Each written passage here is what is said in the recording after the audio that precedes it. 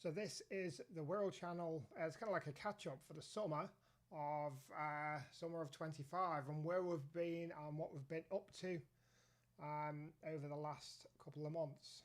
A bit long left in summer as well, we hope. So quite a few things have been going on. What we've been doing a bit more of is to collaborate, I think is the word, with some local organisations of places and of places of interest that you would know of. I think about the last time we'd done the last one, we'd done the Hadlow Road one, and a year or so ago we did the Hillbury Island one, and we kind of carried on with that. And it's been a case recently of the collaborations have been working well because we're talking to people who know something about their own topic, their own thing that they're involved with. Specifically, they're much more dedicated to their own thing, and they can portray that information a lot better than I can. And that's why we bring these people in. They call them the professionals of their own trade. They know a lot more than what I do about their own thing. So one thing that we've had, well, two of the most recent ones has been the Lighthouse one that we did a month or so ago, and more recently we went a tour of Port Sunlight with John in Port Sunlight, and he did an excellent video with me, showing so much stuff about the village. Me having worked in that village in the factory for quite a while, and he knows so much about the actual village itself. It's very surprising, and that's only touching the surface as well if you go and watch that video. But so if we go back to the first one we went to, which was the Lighthouse one, collaborating with them, I got in touch with John, and he's one of the guides there who runs the Friends of Lighthouse, and met up with him on one of the open days, which worked out really good on their open day. So the difference being, of course, instead of it being like me turning up with a list of facts and a bit of a script to make the video with, and having the lighthouse in the background and talking about different things and showing you these different angles and everything, which is great, but having someone who knows what they're talking about is so much better. And it's better. I learn myself, and of course all of you guys learn as well. For example, on that, he said, come with me. He basically took us on a very, very very small tour just for the video, and give us a load of information about the lighthouse that you wouldn't even realize. If you've seen the video, you'd know what I mean. For example, he took me inside. We went up inside to the different rooms are in there, and this is a surprising thing for me as well. If you know a lighthouse, we tend to think of a lighthouse as being something that is there to ward off ships, to say to a ship, do not come near me, I am dangerous, because they're generally on pieces on a rocky coastline or an island or something like that. The purpose of Liso Lighthouse was to bring the ships towards it, which seems completely counterintuitive.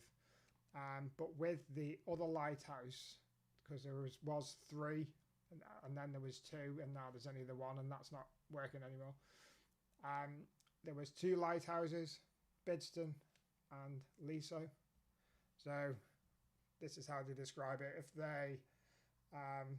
If you're coming in, you see two lights, and as you move across, the two lights come together and disappear and then go past each other. And when you reach that point in a ship, they knew to turn into the channel. Quite ingenious, considering the year that this was built. Was it 1780 something? You'll have to quote me on that. Again, this is where they know their facts better than I do. But it was a great video for you to see, and of course it's just a little snippet of the entire thing. He didn't take me on the entire tour to learn everything about it. He taught me also about some of the lighthouse keepers. One of the people who had a friend there is I have to get this right, is the granddaughter of the last keeper, I think. Yeah, and you'd have to watch that to find out. And so what I mean, don't forget, of course, these places are volunteer run, and they put on something for you. And if you go down there on open day, I think it's £5 or something, and you get the full tour of the entire lighthouse. You'd have to look on their Facebook page to keep on top of when they are, and take it from there. So just getting into the chat here, just to see who's in. Yeah, so we've got Dragon in. Oh, you're from Bevington, excellent. Yeah, I've been watching for years. Anfield Road, layout in the loft. Says hi to everyone. Yeah, he also mentions about the lighthouse system from Wales. Is that the one you're talking about, which goes from Holyhead all the way back to Liverpool? If it was. Yeah, I noticed the sound. I may have had the volume a bit low, or may have been a bit far away, the microphone. Let's try it something better than that. Yeah, so that one, now that one was not a lighthouse system. It was a semaphore system. So very similar to semaphores on a railway line, with the signals going down and up. Between Holyhead and Liverpool, there was a set of signals that looked like train signals on every hill. So you went from Holyhead, I think, to Malfra, over to the Bangor side of the Menai Straits, Great Orme, etc., etc. You get the idea. All the way back to Hillbury Island, there was one, and then the top of Bidston Hill was one, and then from there they could see the signal from the top of Bidston Hill from the port in Liverpool. And what they did was relay that same code, if you like, of the semaphore signals in different positions, and that would mean White Star Line ship, it would probably be a day away or 2 days away at the time. So they'd know to get ready for them coming in. Ingenious system. I remember seeing it on one of the coast programs on the TV about it. And I think they tried to reproduce it using text messages, where they had someone stationed on each hill and they send a text message to each person. And it actually took longer to get the text message back to Liverpool than it did for the semaphore signals to get back to Liverpool. Of course, nowadays you could just send one text message all the way, but they were just trying to show you how the system works. And we covered that a little bit in our Hillbury Island video, and that's another good one where we collaborated with another organisation as well, the Friends of Hillbury Island, and we went over there on one of the open days. Again, well worth going on one of those open days. I think that's a completely free one because you can just walk over there. There was one quite recently, but they're bound to have another one in August, I would imagine, in September. I think they have them every month. But a great time to go is during an open day, mainly because, yeah, you can go there on a day and, by yourself if you get the tide right, and you can go over there and have a nice, great time over there. It's a brilliant island to go to. When you go on an open day, there's other people there, and it makes you feel a lot more safer, especially with the tide times. But when you get there, there's people there who are knowledgeable about it all. Can't remember all the names off the top of my head, but there's a guy there who's kind of like outside the museum bit.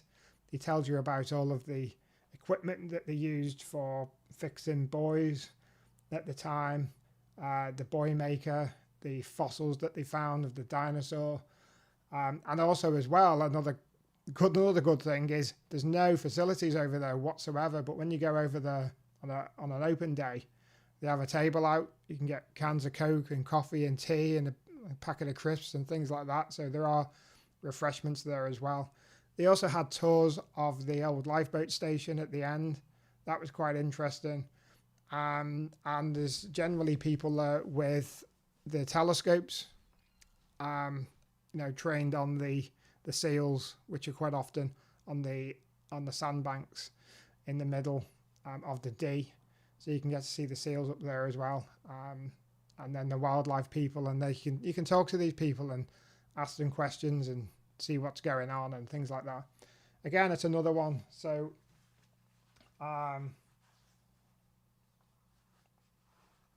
it's Dragon again. Rock Park and Rock Ferry.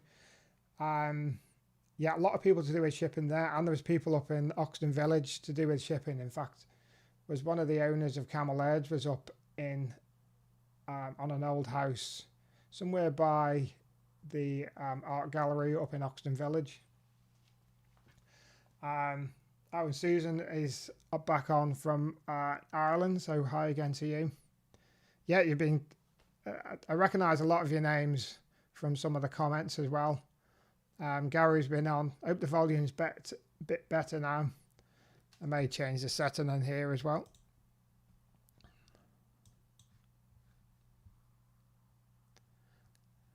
The focus is going mad on this webcam.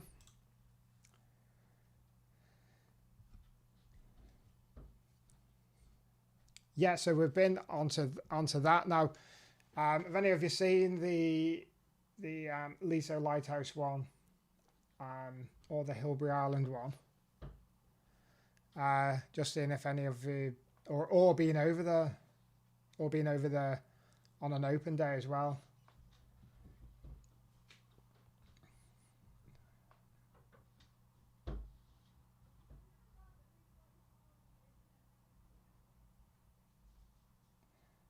Okay, Dragon again, Christchurch Road with the turret. I used to live there. Oh, I know, yeah.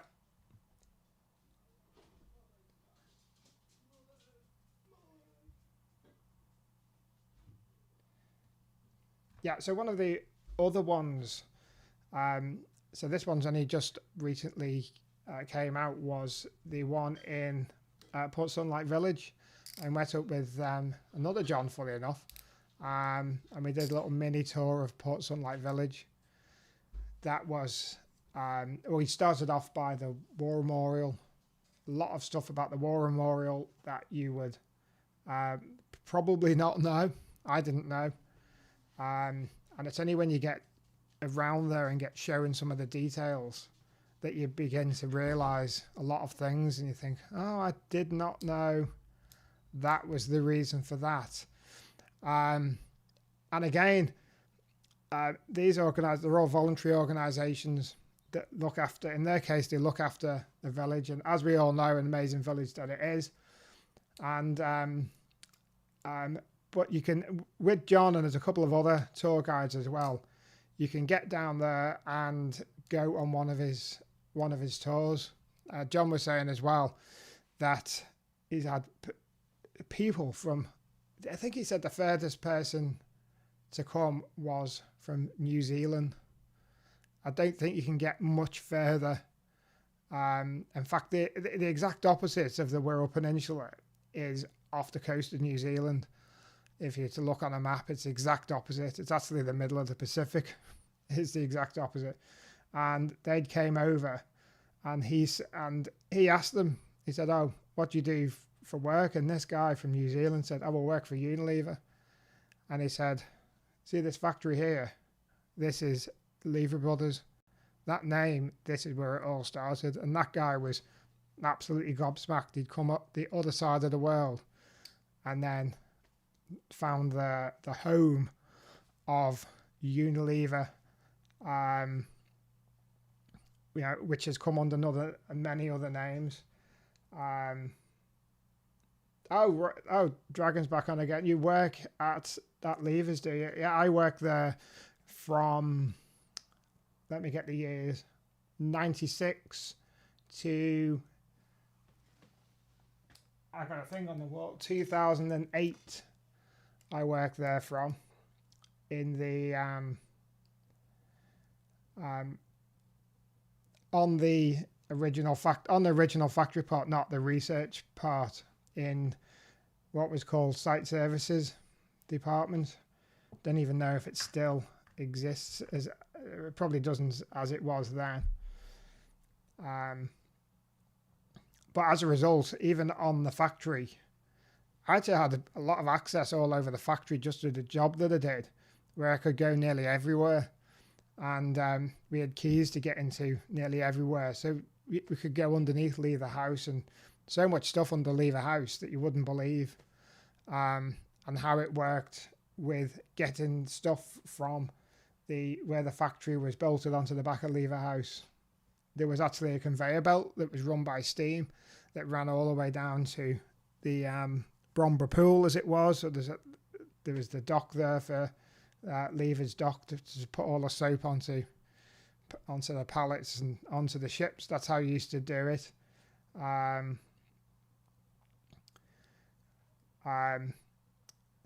Yeah, that's right. Yes, it was a Dutch margarine. So when I started working there, it was still called Lever Brothers. Actually, I have a distant godfather relation. It's only godfather to Lord Leverhulme. But again, that was one of those. We've got a few more still lined up, and we're still looking for any voluntary, the kind of voluntary charity-based organisations to kind of collaborate with, get the word out about them, really. For all of you to learn something about it. We know about these local places, and we know about, say, the Priory, for example. I'm trying to get one down at Bergenhead Priory. We know about them, we know bits of them, but there's so much more information to come, and also we can sort of almost promote these charity organisations, so it doesn't cost them a penny to get more eyeballs on them, and the likes of some of these tours and things like that any of you could be interested in going and get something out of it. Even if you went to Hillbury and bought a cup of coffee, while you're over there, they get something out of it and you get something out of it. And that's part of the idea with these collaborations and that with voluntary organisations. Don't really want to do any with commercial businesses and things like that. I don't think it'd be like free advertising for them, and I don't think that really sits right, for me to say, go down to this shop because they do great pies or something. I don't know. But I think it's different with a charity-based organisation. Speaking of a charity-based organisation, we are doing this fundraiser, which is for Diabetes UK. You may have heard of it on the TV. It's the Million Step Challenge, and it's just basically raising money for that challenge. We're basically doing a million steps. This actually is for my wife that's doing it, for a stepfather who died of diabetes. So done this every year, the Million Step Challenge. It's one of those kind of, have you heard of the 10,000 steps a day kind of health thing? Well, to do this, it's a bit more than 10 steps a day, all completed by, I think it's September, I think it is. But that's something that we're looking to raise some. I'll put the link to it in the chat in case anyone wants to donate. you know, even if it's a small amount. I'll put that in there for anybody to see. There we go. So another question for any of you really. Any video that you would like to, or topic, should we say, that you'd like to see? Is there any topic you'd want to see or anything like that? Or any charity-based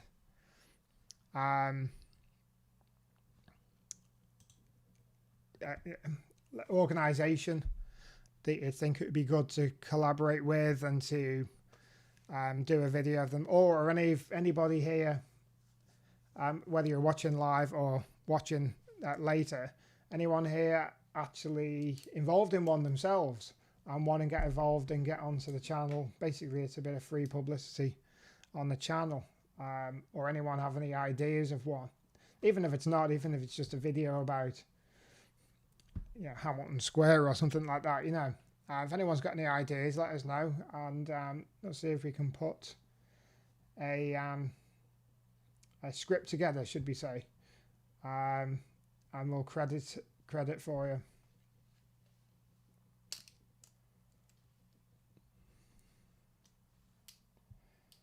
Is that over the what's it say, Dragon again? Over the years on the Wirral, you've covered a lot. That's true, yeah. I always seem to come up with weird and wonderful facts and topics and things you've probably never even thought of,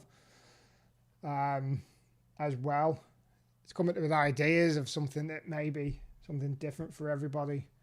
An example of that could be the middle of the Wirral, if you've seen any of those ones. They find the middle of the borough and they find the middle of the peninsula and how we went about it and then went to actually find it. I don't think anyone comes up with these ideas half the time. It's just me. And they seem quite popular at the time. They seem to get a lot of interest and a lot of hits.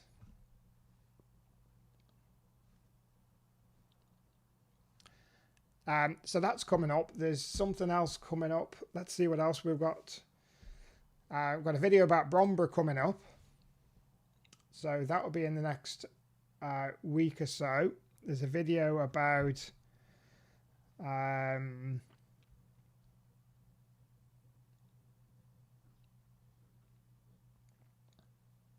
what else have we got? Got these different ideas that are on the go all at the same time.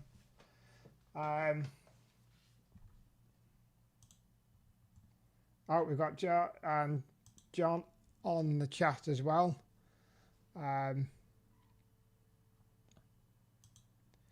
Yeah, thanks. It's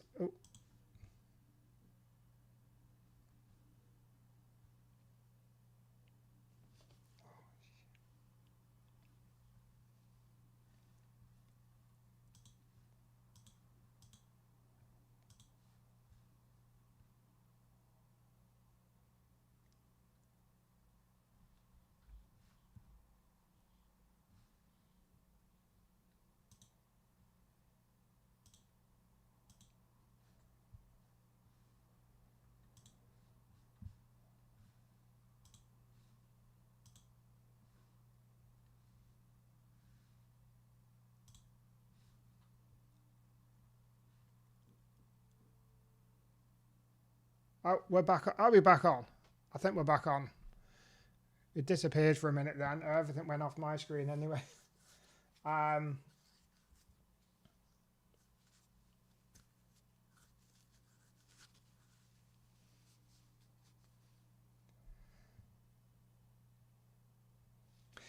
Yeah, Dragon's been on again. Oh, John's been on. Love the. Yeah, I mean, we try to keep. We try to keep a video a week, is what we're really going for. It doesn't always happen because things have to be completed by, say the middle of the week in order for it to get out on time. But we're trying to go for one a week. I think it's a fair amount. But if you do miss any, or I miss any, then it's just things haven't got, sometimes I've got 2 or 3 on the go at the same time, and none of them are finished by the time you get to a particular weekend. So then they kind of roll over after that. Yeah, so Dragon's been on again. So I do about St Andrew's School, the old school, and Newer. Yeah, I know what you mean. That could be a good one. The Oval Sports. Now, another idea of something that's coming up.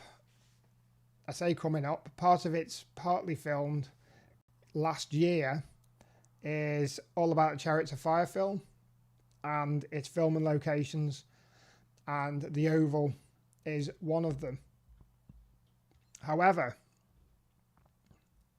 you may think that when, and I know people go and do this, people do these things where they get the phone and they go somewhere and they start filming themselves, and they just film it and post it and off they go.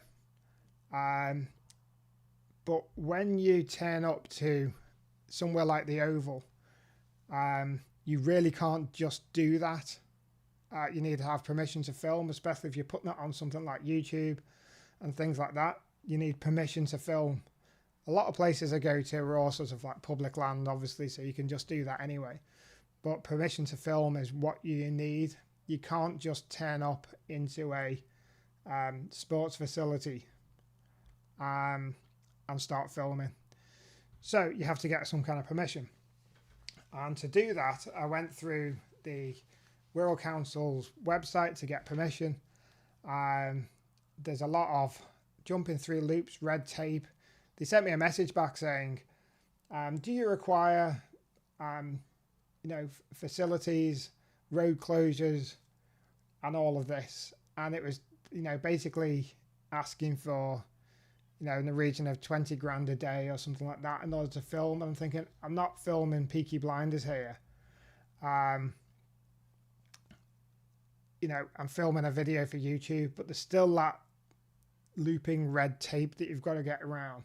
In order to film this properly, the way that we need to, trying to recreate the exact positions, I need to have permit. I can't go onto a sports field at some random point in time and start filming. People will come up to me and say, what are you doing? I'm not turning up there with my phone. That's the point of what I'm making.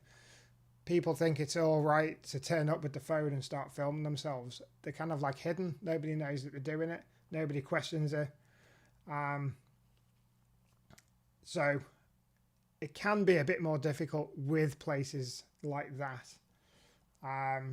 But once I get in there, some of them are over in Liverpool. I'll have to go over there. Obviously Woodside and the Oval. There's a lot of filming locations around the peninsula.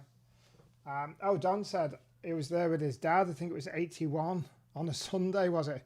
Yeah, brilliant. When you watch it back on the film, it looks like they put, extra little stands up around the corner, on the last corner before the finishing straight. And it looked like they'd put like wooden boards down one side to look like another stadium was up there. Wasn't it replicating the Paris Olympics of, can't remember the year, early 1900s. Obviously they had a cinder track then as well, and now it's like a proper A-grade athletics track. But we can still get to the same locations and the same places that they basically had the cameras. What we're trying to do is get the cameras there, get a very similar lens on to what the lens that they would have used, and try and get the exact proportions. Chariots of Fire, yeah, that was a song. Part of that was filmed at St Andrews in Scotland.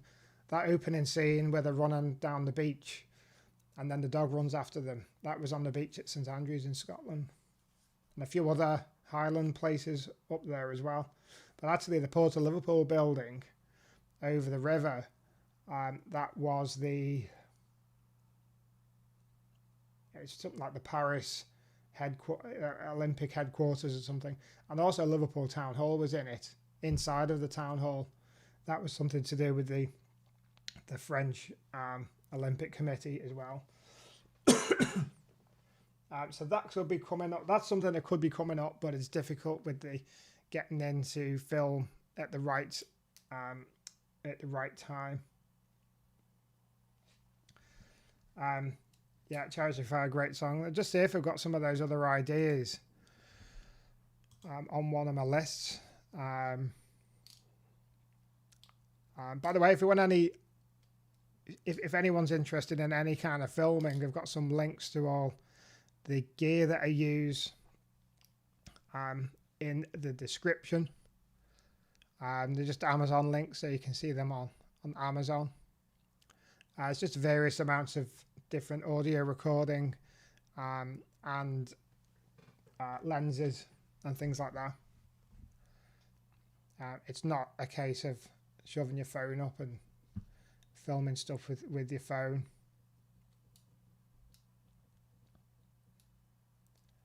And I don't have a drone as well. Have people heard about the drone guy who got prosecuted and went to court and got fined and everything? Again, that was for filming in places you shouldn't be filming. There was an article in there on the Wirral Globe, I think it was. So like £4,000 of fines he had to pay for filming for various different. It was filming over the Everton Stadium. So there was different flight rules that he hadn't done. I don't know all the details. You'd have to have a look. But that's an example of having permission to film. Yeah, so let's have a look at that. So we got that. We've also got some new merchandise. I don't know if you can see that under the description of the video that we've got here, or maybe along the bottom of the video window. There's some notepads and some mugs and things, and there's going to be a load of more stuff coming out fairly soon. We put a poll out not so long ago. See if we can find it back again, which was basically saying, what sayings do you like the most? Let's see. I'll get the results up, actually. Should be able to see all the results of it. I'm looking for it myself now. God.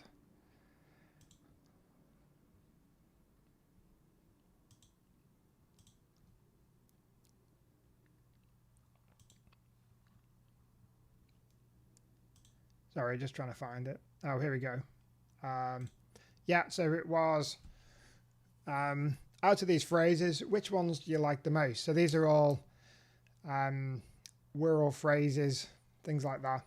And one that you relate to of who you are. One of them was straight out of the Wirral as a phrase. And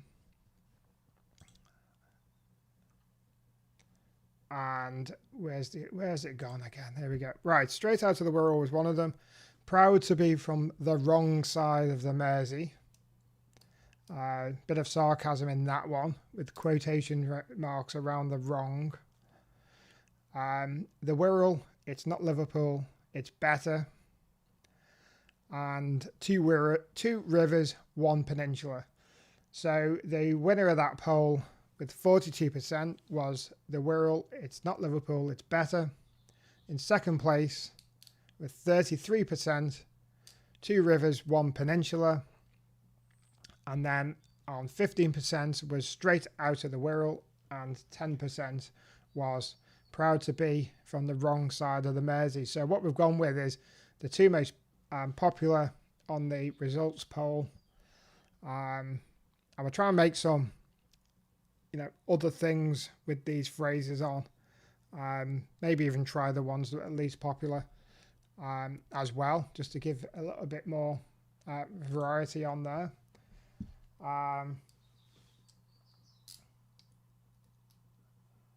Just catching up with the post here. The old cinder path is still there, negated former property of the predator. I'd have to check out where that cinder path was. Between St Andrew's School and Town Lane in the Henges, there's an old gate post of the former properties on the cricket post. Oh, okay. I'll have to check that out. I don't know if I've noticed that. No, I don't think I Oh, John again was a little boy in another film at Aintree in 1974 called Dead Cert with Judi Dench. Oh, right, okay. I haven't seen that. Has anyone seen the one that was at New Brighton? I can't remember the name of it now. There's a whole section of it in the fair at New Brighton. Really good stuff. Dragon's been on. Mr. Drone, that was it. Yeah, Mr. Drone, that was his name. He was too high. RAF plays Fly Up the Mersey to our Valley. Squirrel from the Wirral. Now, I do like that one. I do like that one. That's a great idea. I'm going to put that on some of them. You know, as in, you're a squirrel from the Wirral. If you're wearing it or you have the mug or whatever. That's an excellent one, yeah. What about putting a little squirrel on it? In fact, did you know?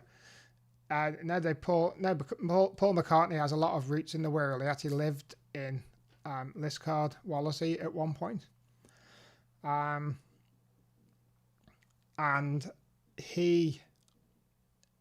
what was the song? He had the song about the frogs that he made with, was it Wings, in the early 70s. The something song, I can't remember what it's called, but on the B-side of that there's another song, and I'm pretty sure it's called Wirral the Squirrel or something like that, and there's actually a Paul McCartney imaged, what's the right word, the Paul McCartney imaged or designed squirrel he calls Wirral the Squirrel. But we could put something like that on as well.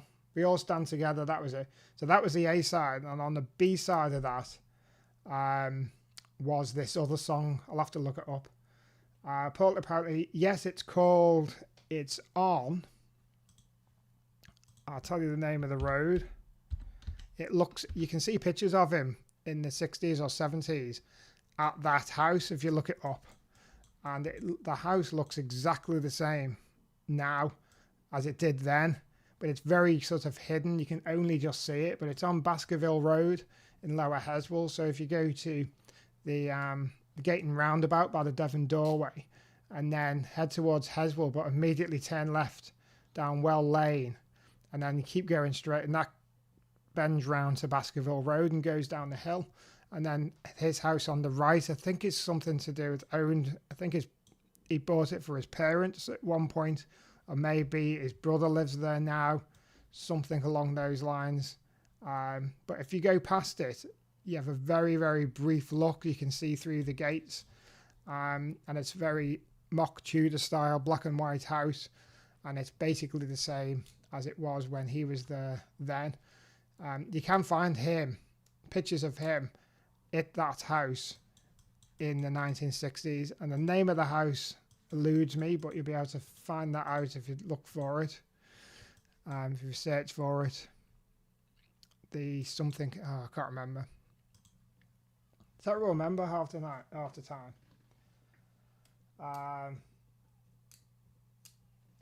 So what was the name of that?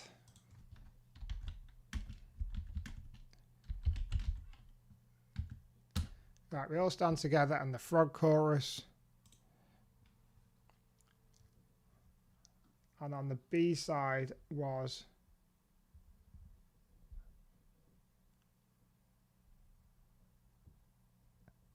Tropical Island Hum.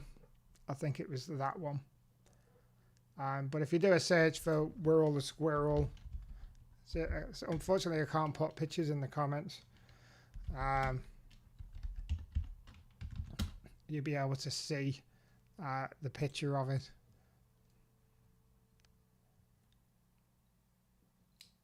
I did a video as well not so long ago. I've just searched for it and saw a link to one of my videos where Paul McCartney was spotted at a bus stop in Pensby, and there's a picture of him at the bus stop. And when I saw that, yeah, the Devon Doorway, that's right, yeah. When I saw that picture of McCartney at this bus stop, it was obviously a Mersey travel bus stop as well, then I was straight into that, saying, where's that bus stop? And eventually tracked it down to the one just at the crossroads at Pensby, just by the Chippy. And apparently he was there with his daughter Stella. And the next day he was seen getting on a train at Lime Street Station over in Liverpool. And he's been spotted at a few little restaurants in Heswell Village itself. So he's quite often back in here, back on the Wirral, and he's in Liverpool as well. Obviously goes to Lipper, especially when they graduate. You know, when all the students graduate and they're getting their caps and gowns and things like that. He's always there at the Philharmonic doing the graduation ceremony. And there's always a load of people waiting outside of the Philharmonic to see him as well. Yeah, so we've got a couple of good ideas there for some up and coming videos. I'm just trying to get my list of ones that are coming up that you can look out for.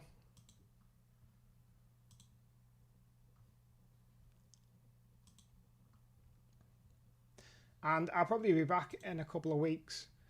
But if anyone has any messages, they've got the Wirral channel at outlook.com. If you want to send an email with any information or you were part of anything or any suggestions for anything like that, I'll put the email address in the chat if anyone wants to do that. Yeah, the dance club in Morton. Yeah, it's called Apollo. Now, this is a couple of years ago now. I realise how many years I've been doing this now, actually, funnily enough. But I did do a video. You'd have to search way back for it now, about places on the Wirral Peninsula that the Beatles played at. And that was one of them, the one at Morton Beach. There's quite a few places. Of course, New Brighton, outside of Liverpool, New Brighton was the place they played at most. Where else did they go? There's a place in Barnston, which is a place they wore their famous suits for the first time. There's Hume Hall, of course, in Port Sunlight. First time they played as the four that we all know. Yeah, the New Brighton Tower. That's where they play more times there outside of Liverpool than anywhere else. And yeah, it was on. I think it's still there. The building. I don't know if it's active in any way, but I think the building is still there. Another place that they played at, and this is another possible video that's coming up. Again, we've got to collaborate a bit more. We'll organise this. There's a lot of firsts that the Beatles did, and of course they say, but Barnston was the first place they played in their famous suits. You know, those silver suits that they had, which is the Women's Institute in Barnston now.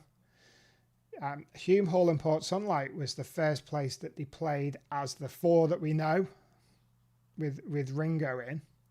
But Neston Civic Hall is actually the first place that the Beatles ever played at.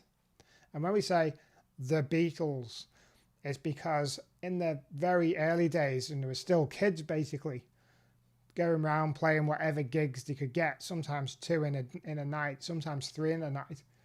They had different names, and they were spelt differently. So they were called Beatles, just like beetle, as in, the insect with double E's on it.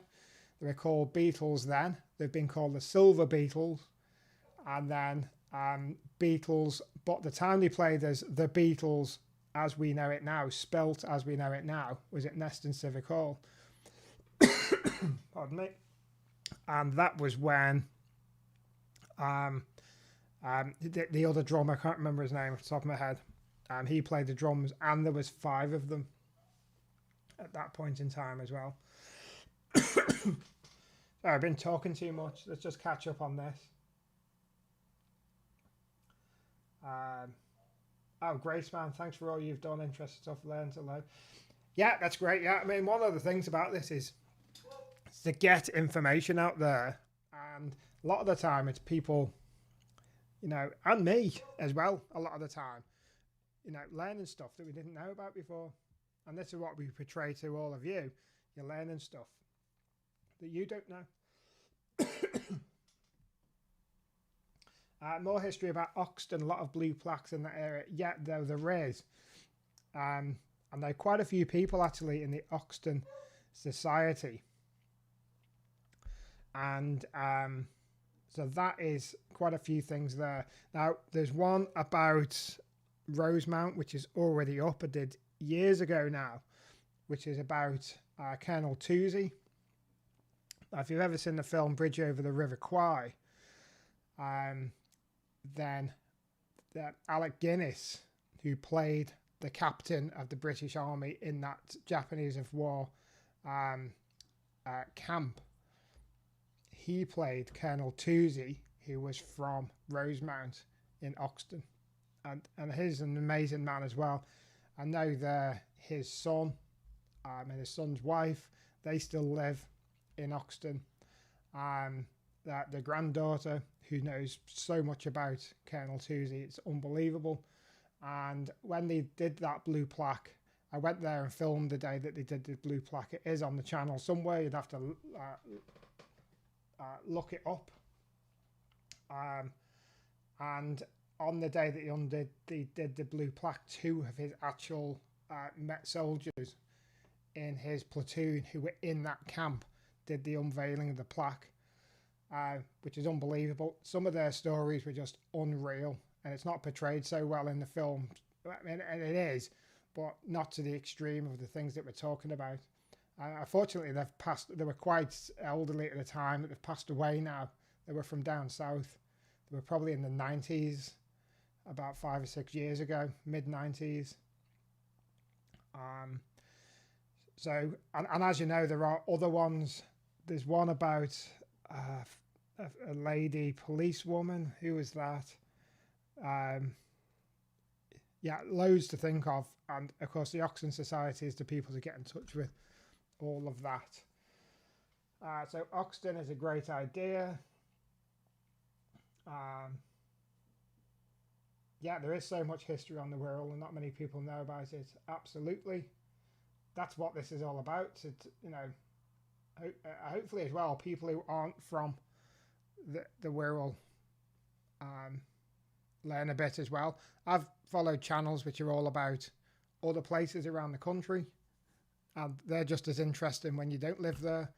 And there's people on the channel, and Susan, who was in before, you know, who's looking over the videos, seeing places, and there's people, of course, who have lived here years ago, who've moved away, and then now they're catching up on what's going on, which is amazing. Yeah, the little jingle. Yeah, that was one of I write music myself, and that is the start of one of my songs called "Now It's Over." It also used to be in a podcast called the Admin Podcast, which was all about computer admin stuff like that. Now It's Over, it's called. It's on YouTube somewhere, but not on my channel. And the beginning of that little jingle is the first little part of it. Wirral golf courses, yeah, another good one. I've thought about doing something about Brackenwood as well. Now, this might not be the case nowadays. Is I'd heard for square mile, the Wirral had more golf courses than anywhere else in the country, and I think that was true, and it possibly still is. But of course, with Bebington shutting down, and Hoylake Municipal as well shutting down. That's 2 of them gone. So it may not be completely true, but there is a lot, have to admit.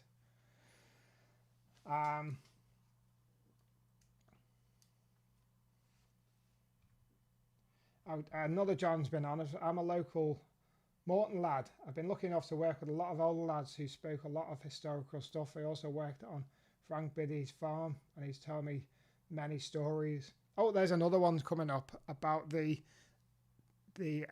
little spaceship looking building on the road between Morton and Mells, on the Mel stretch as I call it. Little video about that coming up. Don't know if people know what it is already, but that's another one that's coming up as well.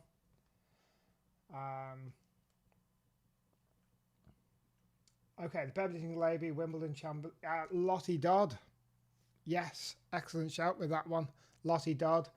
I think she did so many sports and was, champion at so many. I mean, some things nowadays, you get, people who maybe do 2 sports really well. But yeah, Lottie Dodd was at Wimbledon, badminton, sailing. The list goes on. Cricket. I think she played golf. All sorts of stuff. And there is a pub in Morton, isn't there? It used to be the Mock Beggar, and now it's called the Lottie Dodd. Victorian Women's Golf Club in Morton by the shore. I don't know about that. Victorian Women's Golf Club. I'll look into that though. I will look into that. If so, where would it be? You could look on some old maps, see if you could find anything. The only golf club close to that would be what's Liso now. Yeah, we could look into that. I'm making a note of these. I'm going to go back through the chat and make a note of some of these ideas because there's good ones.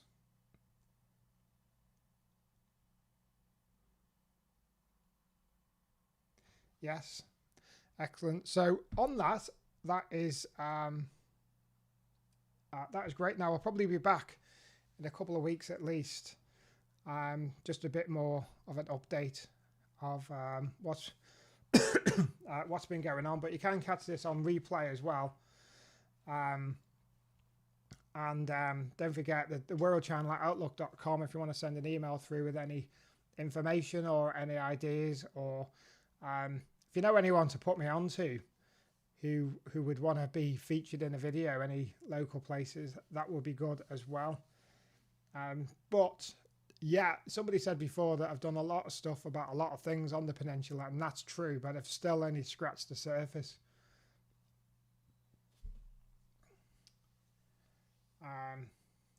Yeah, so great. Thanks for everyone coming on. Been going 50 odd minutes, over 50 minutes. Dickie Davis, yeah. In fact, there's a lot of celebrities from the Wirral, more than you think. But you're right. World of Sport, yeah.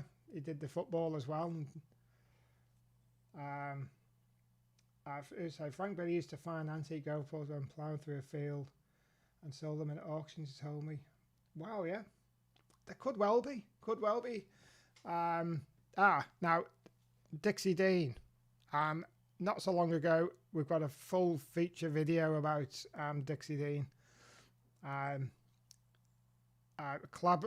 Used the word collaborated again, but met his granddaughter. And she went through a lot of stuff, facts that I'd found out. But what I wanted to do with Dixie Dean is go back and find exactly where he lived, where he played football as a kid, where did he go to school as a kid, where he worked as a kid, and go to those actual places and almost follow in his footsteps as a young lad on the peninsula. And then a little bit more into what happened, because eventually, of course, he went from Tranmere to Everton with his goal scoring. He went to Ireland. He came back to, I can't remember who it was, Ashton. It's a football club called Ashton, I think. Then war broke out. He went to war.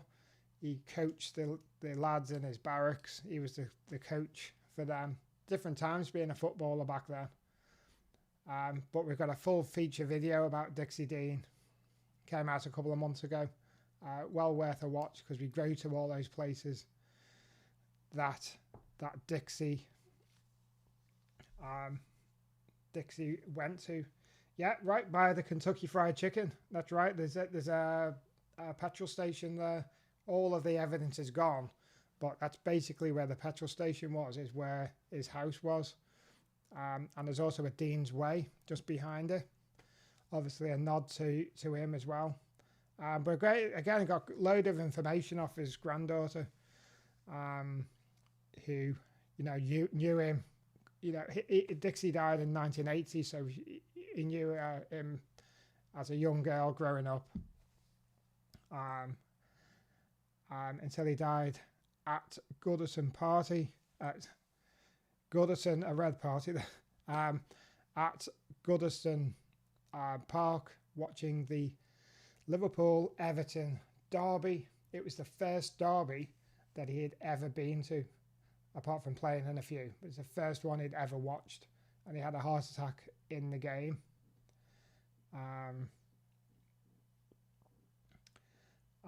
Yeah, first KFC in Britain was in Deeside, was it? Yeah, bloody hell. I done a video about the Deeside Dragons ice hockey team.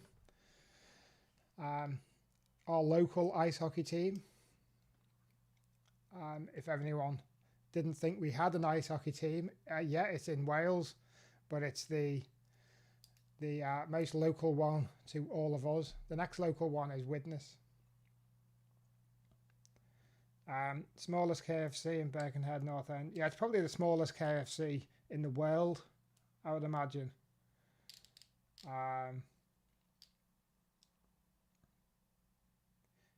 Yeah, say Birkenhead Institute. It wasn't the if you're talking about Dixie, it wasn't the Birkenhead Institute that he went to. Wirral School was the Birkenhead Institute. Okay, got it. Yeah. Yeah, Dixie went to a Borstal, which is now long gone. But there is one. It's still there. Can't remember the name of it. But it's right next to that KFC. That's the school he went to. His Borstal school he went to. Yeah, it was a Borstal. Was over the road. There's houses there now. But again, that was a long video to make. It took a long time to make that video in terms of months, Yeah, so great. I'll catch you all. And Anthony's come in quite late. Great to see you. Try and catch us next time.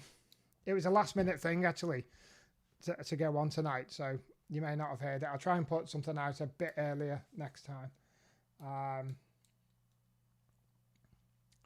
KFC in the North End got done in the mid-70s. Do you know why? I know someone who knows someone.